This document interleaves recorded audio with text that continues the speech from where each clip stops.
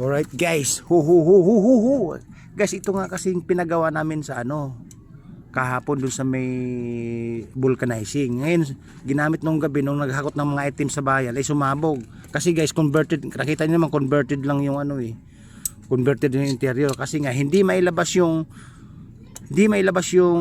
ehe dahil namakat. Ngayon, kumpleto naman tayo sa gamit. May vice grip, may liabi tubo. Kasi hindi napagalaw yung ihi nung kahapon dahil low thread na backrings lang. Kung nabuksan namin yan guys, matik bago na yung mga bago na yung interior. Kung tutusin, pwede pa igulong na ito kasi nga sumabog nga lang kasi dahil sa interior. Pero may gulong naman dyan. Hindi naman to pang tubeless, pang masada lang to Hindi katulad ng huli na nakakabit pang buldog. Guys, kasi nga kahapon pinagtiyagaan lang namin dahil kinonvert lang nga lang yung napito na interior dahil hindi mailabas yung ihi. Hindi mailabas yung ihi dahil namakat nga dahil 2 years nang hindi nabubuksan hindi napapalitan ng gulong, hindi napapalitan ng interior. Mga 2 years na kasi kaya namamakat yung ihi. Alright? Kaya ang gagawin kumpleto kami sa gamit. Again nga, ang gamit nga lang doon sa may vulcanizing backrest na loosted kaya hindi napagalaw yung ihi. Ito, sigurado gagalaw na, may liabi tubo at saka may vice grip kami. Siyempre, kumpleto kami sa gamit. Right? Tapos, habang ginagalaw yung ihi guys, papatakan ngayon ng fluid. Kasi malakas sumiksik po yun sa malakas sumiksik sa sa may nakatagong mga singit-singit na mga gahe o mga kalawang sa loob. Right.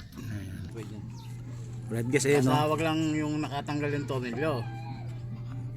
Ayun guys, kasi nga namamakat nga guys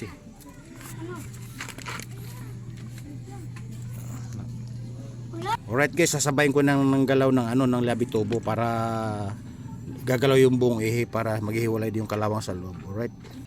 Alright, mukhang di kayanin guys parang mamaya pa to kasi nga unat na yung pagkahata ko ng liabi tubo Talagang pakat na pakat ng sa loob. Dayamin na lang siguro ilalagay ito guys, o kaya yung mga ginikan. Alright. Kahapon pa ito ginagawa, hindi nadali kasi nga Sobrang higpit. Vice grip naman guys ang titira ngayon. Vice grip di Amor Solo. Guys, medyo may kalahating oras na kami din di bumanat. Okay?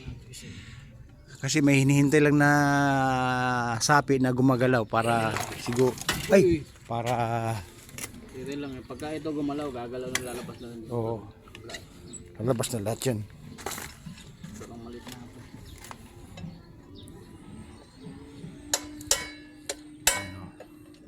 Right, yun naman guys pahirapan. Pawis na pawis ako, tagahawak lang ng payong. Payong na sira-sira din, pang junk shop na rin. Alright. Dati nagagamit yung Guys, sa totoo lang kagising ko lang din na inasikaso namin to kasi may biyahe deliver bukas Lunes Hindi pa nga ako nagkakape, naamoy ko na yung kape. Luloy lang kami. Magkakape pala ako na ito pag pinawisan ng husto. Alright. Ano yan, 8 bagyo na po, dinanan na po ng 8 bagyo yan Huli, daluyong po. Ayan yan. Pang junk shop na rin yan. Nadaanan na kamo. Alright, kita nyo naman. Wala pang kape, nagbuting din kami. Kaya yung oras, sabi ko nga, bawat pitik ng segundo, napakahalaga. American time, daig pa. Okay guys, tignan nyo, discarding buskaw to. Importante lang kasi guys, lumuluwag yung pinakasapi kasi nakapitan ng kalawang. Yan. Diyan mo kayo lagyan ng tulong higpit. Okay guys.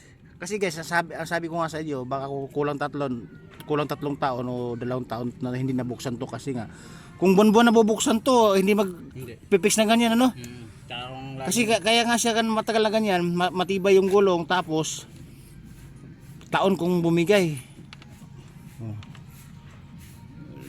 May fluid. Hindi sumama Hindi ba umigat? Hindi.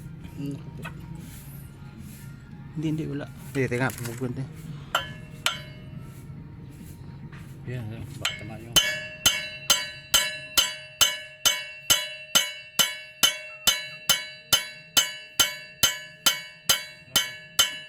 Alright. Pwes na pawis.